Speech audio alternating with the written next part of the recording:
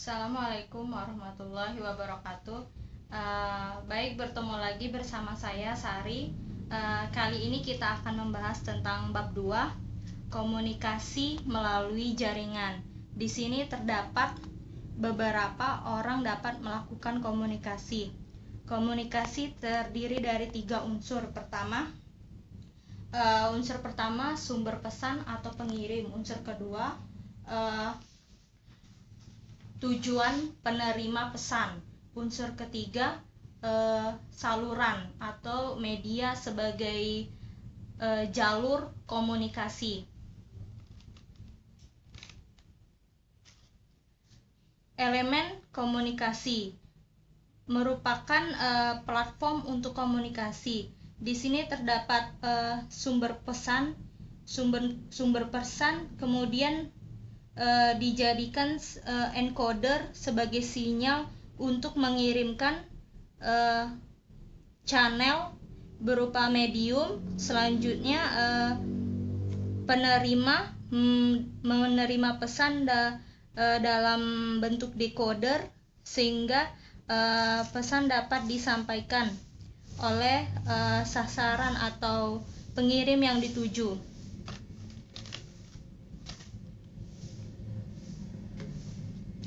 Dua manfaat utama segmentasi pesan. Pertama, banyak percakapan yang berbeda dapat disisipkan pada jaringan. Kedua, segmentasi dapat meningkatkan keandalan komunikasi dalam jaringan. Komunikasi melalui pesan. Segmentasi di sini adalah proses segmentasi di mana pesan dapat disampaikan secara bergantian. Selanjutnya, berikut adalah proses multiplexing. Ini pesan jika pesan di dalam proses ini pesan menimbulkan tabrakan karena tidak secara bergantian. Komunikasi pesan. Pesan secara satu persatu disampaikan melalui alamat atau tujuan yang ingin ditujukan. Komponen jaringan, perangkat dan media adalah unsur-unsur fisik atau perangkat keras jaringan. Layanan dan proses adalah program komunikasi, disebut adalah perangkat lunak. Berikut adalah gambaran dari layanan jaringan. Selanjutnya, perangkat akhir atau end device dan peranannya pada jaringan. Beberapa contoh perangkat akhir. Pertama, komputer. Sebagai contoh yaitu laptop, file server, server web. Kedua, printer jaringan. Ketiga, telepon VoIP. Keempat, kamera keamanan. Kelima, perangkat genggam mobile seperti barcode, nirkabel, PDA. Di sini data bisa terorganisasi dengan sebuah perangkat akhir, kemudian diteruskan melalui jaringan dan dapat disampaikan ke tujuan. Perangkat perantara dan peran perangkat tersebut pada jaringan. Pertama, network access device, contohnya switch, hub. Kedua, internet working device, sebagai contoh itu router, Ketiga, server komunikasi dan modem, perangkat keamanan seperti firewall. Intermediate device. Ini adalah gambaran dari intermediate device. Media jaringan. Di sini terdapat beberapa media jaringan seperti kabel UTP, wireless, fiber optic, kabel chopper. Selanjutnya, pada subbab kedua kita akan membahas tentang LAN, WAN, dan Internet Works. Infrastruktur jaringan dapat sangat bervariasi dalam berbagai hal. Pertama, ukuran daerah. Kedua, jumlah pengguna yang terhubung. Ketiga, jumlah dan jenis layanan. Sebuah jaringan melayani jaringan di rumah-rumah, di gedung atau kampus,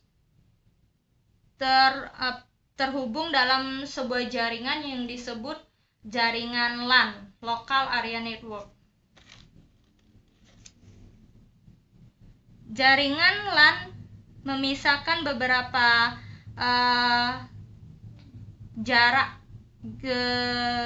geografis yang terkoneksi dalam sebuah jaringan, yang bisa kita sebut di sini WAN, Wide Area Network. Ini adalah gambaran dari jaringan WAN. Internet, jaringan ke jaringan. Di sini suatu jaringan dapat terhubung ke jaringan luas yang bisa kita sebut internet. Jaringan representasi. Berikut adalah media-media dalam sebuah jaringan seperti router, LAN, LAN hub, firewall, phone, laptop, server, LAN media, WAN media, wireless router. Aturan yang memerintah komunikasi. Pertama, menggunakan bahasa yang umum atau bahasa yang dapat dimengerti oleh lawan bicara kita.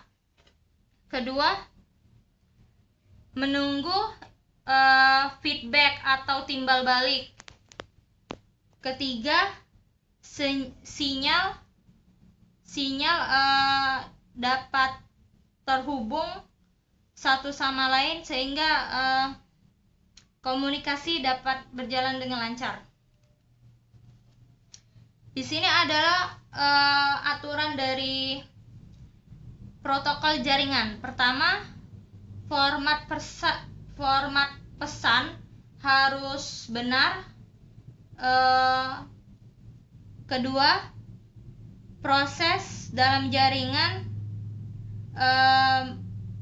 dalam peralatan jaringan harus tersebar.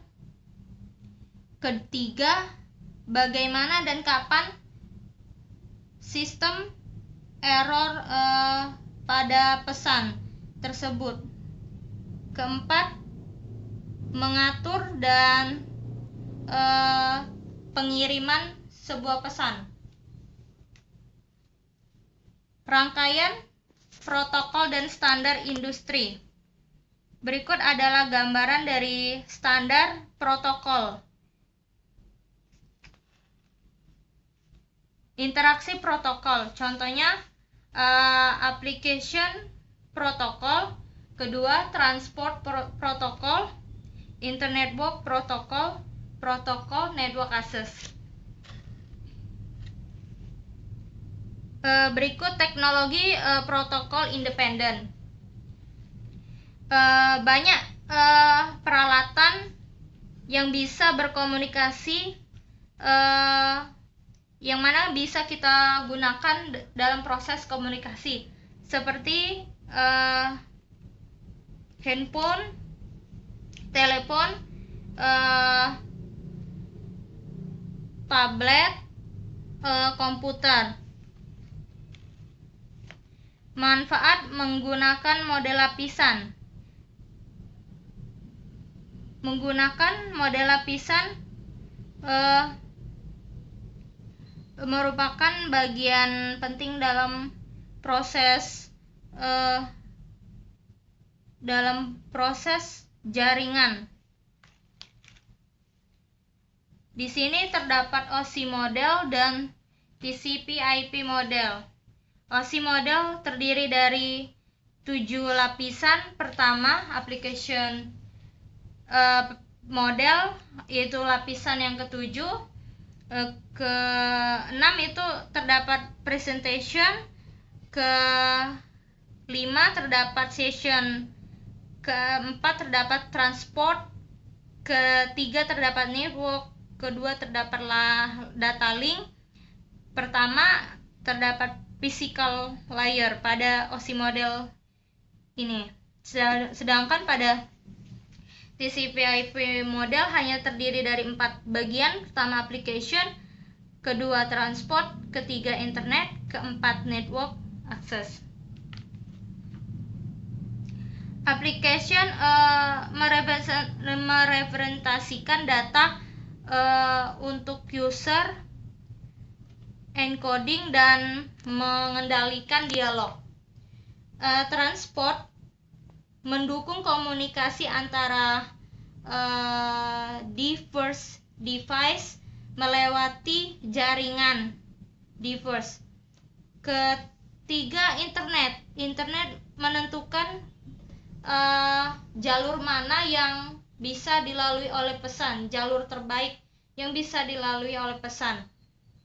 Keempat, network access mengendalikan perangkat keras dan media untuk membangun sebuah jaringan. Di sini terdapat TCP/IP model. Proses berikut adalah proses komunikasi dari TCP/IP model dalam sebuah jaringan.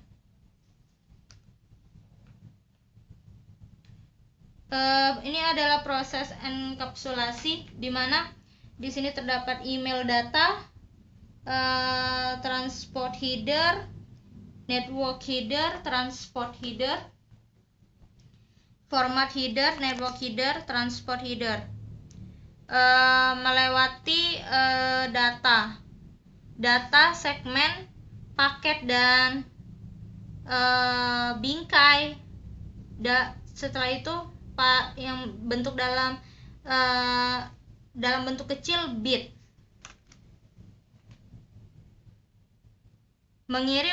Proses mengirim dan menerima. Web client dapat mengirim ke web server dengan bentuk pesan, tapi pesan tersebut diubah dalam bentuk biner. Dapat kita lihat dalam gambar berikut. Berikut adalah proses pengiriman dan penerimaan sebuah pesan.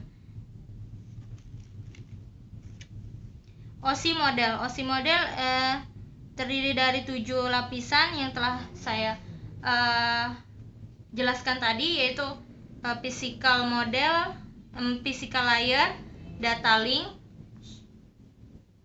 network layer, transport, sessions, presentation, dan application.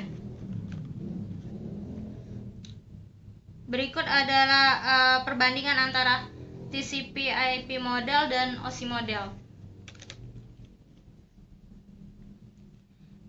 Alamat jaringan. Menangani dalam jaringan. Physical model berkaitan tentang waktu dan sinkronisasi bit. Data link destinasi, maksudnya tujuan dan sumber alamat secara fisik. Jaringan, tujuan dan alamat jaringan logical source. Transport, tujuan dan nomor atau port number. Upper layer, encoded application data, maksudnya data aplikasi data berbentuk encoded. Memperoleh data ke perangkat akhir.